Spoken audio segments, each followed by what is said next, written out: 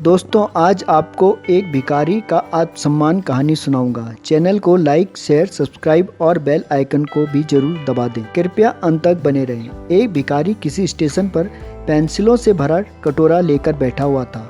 एक युवा व्यवसायी उधर से गुजरा और उसने कटोरे में 50 रुपये डाल दिए, लेकिन उसने कोई पेंसिल नहीं ली। उसके बाद वह ट्रेन में बैठ गया। डिब्बे का दरवाज़ा बंद होने ही वाला था कि वह व्यवसायी एकाएक ट्रेन से उतरकर भिखारी के पास लौटा और कुछ पेंसिल उठाकर बोला, मैं कुछ पेंसिल लूँगा। इन पेंसिलों की कीमत है। आखिरकार तुम एक व्यापारी हो और मैं भी। उसके बाद वह युवा तेजी से ट्रेन में चढ़ गया। कुछ वर्षों बाद वह व्यवसायी एक पार्टी में गया। वह भिखारी भी वहाँ मौजूद था। भिखारी ने उस व्यवसायी को देखते ही पहचान लिया।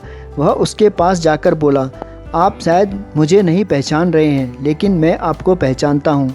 उसके बाद उसने उसके साथ घटी उस घटना का जिक्र किया। व्यवसायी ने कहा, तुम्हारे याद दिलाने पर मुझे याद आ रहा है कि तुम भीख मांग रहे थे। लेकिन तुम यहाँ सूट और टाई में क्या कर रहे हो? भिखारी ने जवाब दिया, आपको शायद मालूम नहीं है कि आपने मेरे लिए उस दिन क्या किया। मुझ पर दया करने की बजाय मेरे साथ सम्मान के साथ पेश आए। आपने कटोरे से पेंसिलें उठाकर कहा, कीमत है। आखिरकार तुम भी एक व्यापारी हो और मैं भी। आपके जाने के बाद मैंने बहुत सोचा, मैं यहाँ क्या कर रहा हूँ, मैं भीख क्यों मांग रहा हूँ। मैंने अपनी ज़िंदगी को संवारने के लिए कुछ अच्छा काम करने का फैसला लिया। मैंने अपना थैला उठाया और घूम घूम कर पेंसिलें बेचने लगा। फिर धीरे धीरे मेरे व्यापार बढ़ता गया। मैं कॉपी किताब एवं अन्य चीज़ों भी बेचने लगा और आज पूरे शहर में मैं इन चीज़ों का सबसे बड़ा थोक विक्रेता हूँ। मुझे मेरा सम्मान लौटाने के लिए मैं आपका तहे दिल से धन्यवाद देता हूँ, क्योंकि उस घटना ने आज मेरे जीवन ही बदल दिया।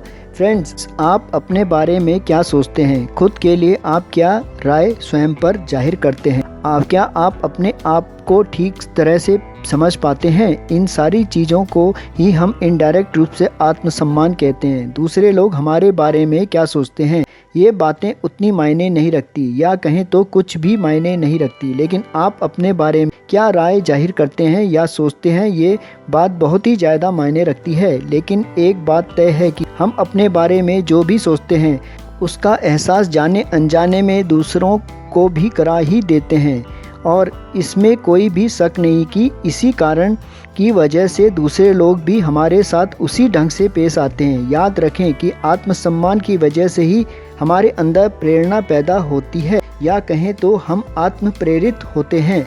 इसीलिए आवश्यक है कि हम अपने बारे में एक श्रेष्ठ राय बनाएं और आत्मसम्मान से पूर्ण जीवन जिएं।